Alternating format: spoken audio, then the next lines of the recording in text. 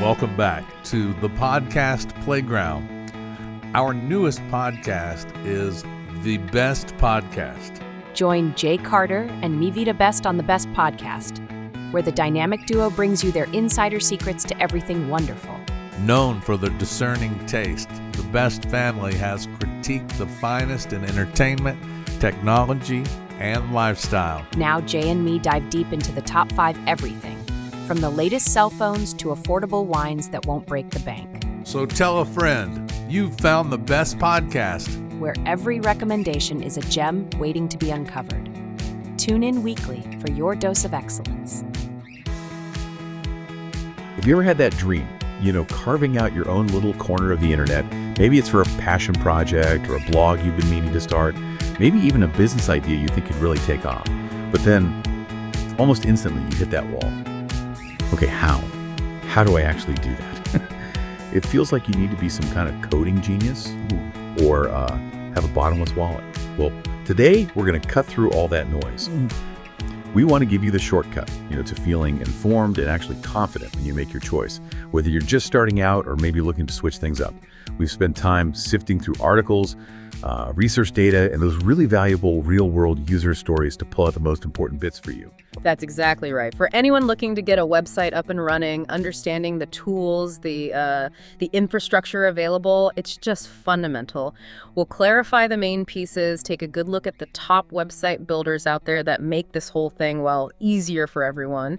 And then we'll highlight the really critical things you need to think about when choosing the right web hosting to make sure your site actually, performs well. Okay, let's unpack this then. If you're listening and you want to get a website going, you're trying to figure out hosting, we're going to focus in on the top 5 website builders, see what they offer, what makes them different, and then really dive into what you need to keep in mind when you're sort of connecting your site to the rest of the world online. Right, but before we jump into specific tools like Wix or Shopify or whatever, we need to clear up 2 terms. They get mixed up all the time. Web hosting and website builders, they're related, yeah, but definitely not the same thing. Think of it like this. Your website is your online place, right? Your digital home. Web hosting is like finding the actual plot of land and laying the foundation for that home. It's a specific space on a powerful computer, a server, where all your website's files, the code, the pictures, the text physically live. And that server is always connected to the internet, so anyone, anywhere can visit your home. Okay, land and foundation, got it. So the website builder is what? The toolkit. The interior designer. Yeah, exactly. It's the set of tools you use to actually design and furnish that home. But you don't need to be an architect or a construction expert yourself. It gives you the power to build it visually. And where does the domain name fit in? Like mycoolsite.com, is that part of hosting? Good question. The domain name is just the address, like the street number and name on your house, your website.com. Simple as that. A lot of hosting providers and website builders now actually offer domain registration too. They bundle it in. Okay. Makes sense, the one-stop shop thing. Exactly. And what's really, shifted the game is how these website builders let you create pages, blogs, whatever, without touching code. They often include the hosting, streamlining the whole process. That's why they're so popular now. They make it a what you see is what you get experience. WYOYYG, they call it. WYOYYG, right? Yep, absolutely. So what you drag and drop on the screen is pretty much exactly how it looks live. Precisely. It takes away a lot of the guesswork. Okay, so why go this route then? What are the big advantages for, someone listening who wants a site but isn't exactly a tech wizard? Well, that's a really important point. Website builders have kind of democratized web creation, made it accessible. They're designed to be super user-friendly, so beginners can genuinely get a professional-looking site up without, tearing their hair out. But importantly, they often still offer advanced options for people who do have more experience or very specific needs. They're not just for newbies. And the cost. Because convenience usually costs, right? Traditional web development can get crazy expensive. We saw that Reddit post where someone got quoted like $7,000 for a new site, which everyone agreed was pretty excessive for a basic one. So are these builders actually budget-friendly? Or do you get hit with hidden costs after those free plans? That's a critical question. Often, they really are a remarkably affordable solution compared to those huge custom build quotes. Many have genuinely free plans to start, or their paid packages are competitively priced. And they often bundle in the hosting, the templates, essential tools. Okay. Beyond just the initial price, though, the real win is how easy they make changes. That drag and drop thing means updating text, adding products, tweaking the design. Yeah. It takes minutes. No code needed. Which also means setup is fast. Okay, user-friendly, cost-effective, fast. Sounds good. But practically, how do they actually work? Like step-by-step, what's the process if I sign up for one? It's actually pretty straightforward, especially the online ones that just run in your web browser. No software downloads, which is nice. So, first step, choose a template. You basically pick a pre-made design. They usually have categories like restaurant or portfolio to give you a starting point. Sets the look and feel. Okay, like a blueprint. Exactly. Then, step 2, use the drag and drop editor. This is the main part. You literally click on elements, text boxes, images, videos, buttons, whatever, and drag them onto your page where you want them. Click, drag, drop. Yep. Third step, customize your site. This is where you make it yours. Change colors, fonts, move things around, adjust the navigation menu. You add your own pages, organize your content into sections, play with the design until it feels right. So lots of tweaking possible. Oh, yeah. And finally, step 4, preview and publish. With most of these, what you see in the editor is what goes live. You get that real-time preview so you can check everything, make sure it looks perfect on, say, mobile too, before you hit that publish button. Wow, okay. That breakdown. It really does make it sound, well, surprisingly simple. It's not like staring at a blank screen of code, which is terrifying for most people, myself included. I remember trying to learn basic HTML years ago. Total nightmare. This sounds like, yeah, digital Legos, like you said. Yeah. Much more approachable. All right, now for the main event. Based on the research, especially that detailed comparison from August 2025, we've had a really interesting lineup of website builders to check out. Our goal here isn't just to list them, but to highlight the ones getting the top recommendations, break down what makes them tick, and really help you figure out which one might actually be the best fit for what you need to do. Let's definitely dig into the features and, the standout points for each one. We need to think about who they're best for. Is it a solo blogger, a small local shop, or someone building a big online store? Okay, let's kick off with Wix. Our sources consistently rate this one as most recommended. It's got a huge 9.8 score and apparently over 200 million users worldwide. That's a lot of websites. It really is. Wix is often seen as like the Swiss Army knife. It has a ton of tools and templates, gives you massive creative freedom to design pretty much whatever you want without needing to code. We're talking over 1,000 features, apparently, and more than 900 designer templates to start from. It's also built with SEO, search engine optimization, in mind from the ground up. They boast 99.9% uptime, automatic backups, constant security monitoring with HTTPS and SSL included. That's the secure connection, really important. Right, the padlock icon. Exactly. And crucially for beginners, you can actually start using it for free. No credit card needed just to try it out. That drag and drop editor is definitely a big plus for ease of use. But here's something to consider, right? With these really feature-rich platforms, you're kind of buying into their whole system. Like with Wix, unlimited storage is usually only on the pricier plans, and a big one. Once your site is live, you apparently can't just switch to a different template. Ah, that's a key point. Yeah, so you need to be pretty sure about your choice up front. It's not easy to just swap the whole look later. Yeah. It's more of a long-term commitment to that initial design choice. Okay, next up, Webador. This one scored a 9.6, and its big selling point seems to be speed. They claim you can build a site in like 10 minutes. Yeah, Webador positions itself as super fast and easy, especially for small businesses.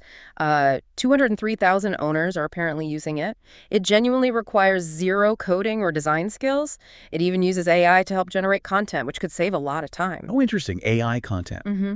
You get inexpensive monthly plans, automatic sitemaps, which help Google find your pages, good SEO tools built in, plus easy connections to things like MailChimp for email or Google Calendar, and they often have a 6-month free offer to get people started. Very low barrier to entry. Super fast setup is great, especially for small businesses who are juggling a million things. But with only around 50 templates, it sounds like it's best for people who need to get online now and aren't looking for a totally unique, hyper-customized design. That's probably fair. Speed and simplicity over endless options. Right. And also worth noting, customer support options might be a bit more limited than with some of the bigger players.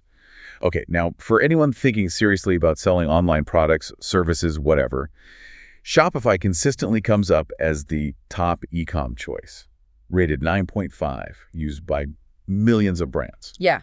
Shopify is less a general website builder and more a dedicated e-commerce platform. It's built for selling. It excels at creating fast online stores with checkouts designed to convert visitors into buyers. They promise 99.9% uptime globally, even during huge sales like Black Friday. It can handle over 10,000 checkouts a minute, no transaction limits. Wow. Security is obviously paramount for e-commerce, so they have data encryption, fraud protection, bot protection built in, easy shipping integrations, and crucially, they're certified Level 1 PCI compliant. PCI, what's that again? It's the Payment Card Industry Data Security Standard. Basically, the highest level of security for handling credit card information. Super important for trust. Got it. Essential for online stores. Absolutely, and you can start for free, and they often have deals like 3 months for just $1 a month to get you rolling. That ease of starting an online store sounds amazing. But the insight here seems to be that it is primarily for sales, right? It's not automatically multilingual, apparently. And if you wanted really deep customizations outside of the store functions, it might be more challenging than with, say, Wix. That's generally true. You're buying into a powerful e-commerce system. Fantastic for selling, but maybe less flexible if your main goal is like a really complex magazine-style content site. Okay, our fourth top builder. This one wasn't explicitly named in the source's detailed list, but it sounds like it has some great features, especially for selling online with flexibility and a unique pricing approach. Right. This one stands out because you can build and launch your online store quickly, and the kicker is it's free to start. Like, launch for $0, and you only pay a fee when you make a sale. Oh, that's a really low-risk way to test an idea. Exactly. Perfect for trying things out. It still includes built-in SEO tools, email marketing features. It integrates deeply with marketplaces like Amazon or Etsy and social platforms like Instagram. And it offers professional-looking templates specifically designed for industries, restaurants, services, retail shops. You start free, and you can upgrade later if you need more features or want lower transaction fees. Okay, the main trade-off seemed to be that the templates, while industry-specific, might offer a bit less customization freedom compared to some others, and it might connect with fewer third-party payment options than a giant like Shopify. So, great starting point, but maybe some limits down the road for very specific design needs. That sounds about right. A fantastic entry point, especially with that pay-as-you-sell model. And finally, the fifth builder highlighted is positioned as a powerful, all-in-one platform, really focused on helping businesses grow by combining everything under one roof. Yeah, this one offers that familiar, easy drag-and-drop editor, a wide selection of designer templates, fonts, color palettes. But it's all strongly geared towards e-commerce. Its main strength is integrating everything: website building, hosting, and e-commerce tools into a single package. So less juggling different services. Right. You get beautifully designed templates that are automatically mobile-friendly, which is crucial these days. And it includes features specifically designed to help your site show up better in search results, visibility. The sources even mentioned an exclusive 10% off code was available, so they're actively trying to bring people in. Okay, so the potential downside. With that much integration, you might have a bit less control over the really deep, nitty-gritty design elements compared to more open platforms. And the higher-level plans could get pretty pricey.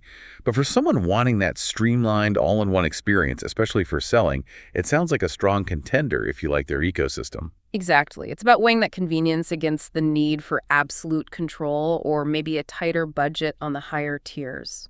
Okay, so we've covered these builders, many of which include hosting. But sometimes you need separate hosting, right? Or you just want to understand what's going on under the hood. So, stepping back a bit, what are the absolute must-haves when you're looking for a web host? What should everyone look for? This is super important, yeah. First and foremost, reliability and performance. You should be aiming for 99.9% uptime or even higher. Many good hosts actually guarantee this in their contracts and might offer refunds if they fail. That shows they're serious. Okay, uptime is key. What else? Security. Absolutely non-negotiable. Look for DDoS protection, that stands for Distributed Denial of Service. It protects your site from attacks designed to overwhelm it and knock it offline. And SSL certificates. That's what gives you the HTTPS and the padlock in the browser. It encrypts data between your site and visitors. Essential for trust and even search rankings now. Many providers like Bluehost, Ionos, Wix included, offer a free SSL certificate, which is great. And if something breaks, support must be crucial too. Definitely. You want 24/7 support, ideally. Check if they offer it via live chat, phone, email, whatever works best for you. You don't want to be stuck waiting days for help. Makes sense. What about space? Storage and bandwidth, how much do you need? Good question. You need enough storage for all your files, images, videos, text, and enough bandwidth to handle your visitor traffic without slowing down. Unlimited options sound great and are often ideal, especially if you have lots of media or expect growth. It just means fewer worries about hitting limits. Okay. Also, check if they handle domain registration. Many plans, again, like Bluehost or Ionos, throw in a free domain name for the first year, which simplifies things when you're starting out. Okay, so reliability, security, support, space. With those things in mind, how do the different types of hosting fit different needs? You mentioned servers earlier. Right, let's connect it back. Different hosting types are like different types of housing for your website.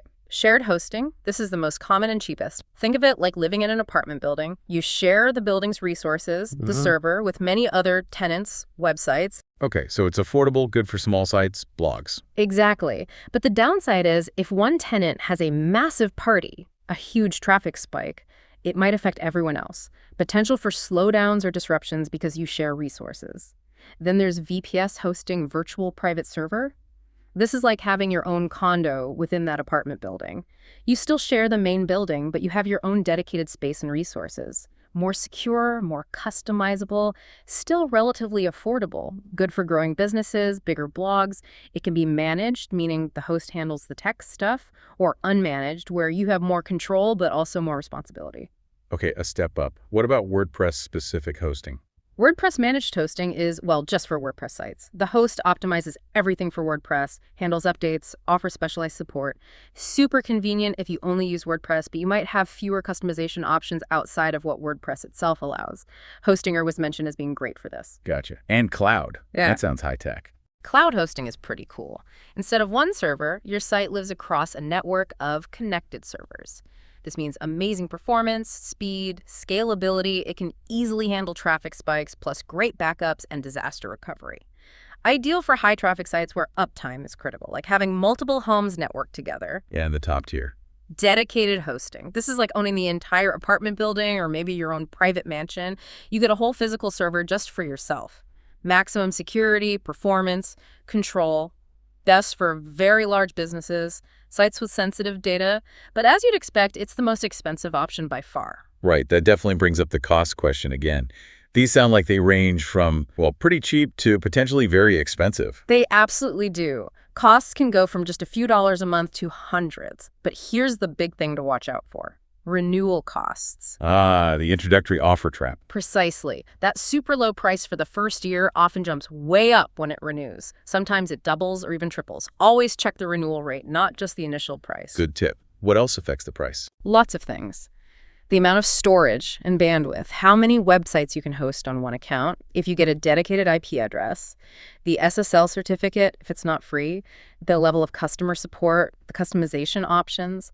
Also, watch out for setup fees sometimes and potential add-ons they might try to sell you, like premium SEO tools or extra security scans that aren't in the basic package. Okay, we've covered the official recommendations, the tech specs, but what are real people saying?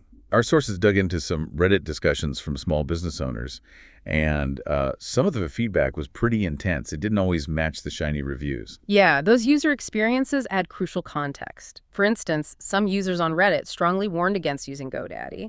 They felt the services were piecemeal, customer service was lacking, and their proprietary builder could lock you in, making it hard to leave later. Ouch. Lock-in is a big concern. Definitely. And similarly, there was a really negative story about Ionos. Despite Forbes rating them highly, this user reported aggressive spam calls, constant upsell attempts, and even their account being sent to collections unfairly. Whoa. Sent to collections. Yeah. That's drastically different from a top provider reading from Forbes. How do you even square that? It's tough, right? And it really highlights the difference between maybe a feature-focused review and the day-to-day customer service reality. Official reviews might tick boxes for uptime and features, but user forums often reveal frustrations with billing, support quality, or how easy it is to actually use the service long-term. It really emphasizes why you need to read reviews from multiple places, tech sites, user forums, social media, and maybe even try a free trial if you can, to get a feel for the company culture, not just the product specs. A top provider isn't always the best fit. That makes sense. Look beyond the marketing hype.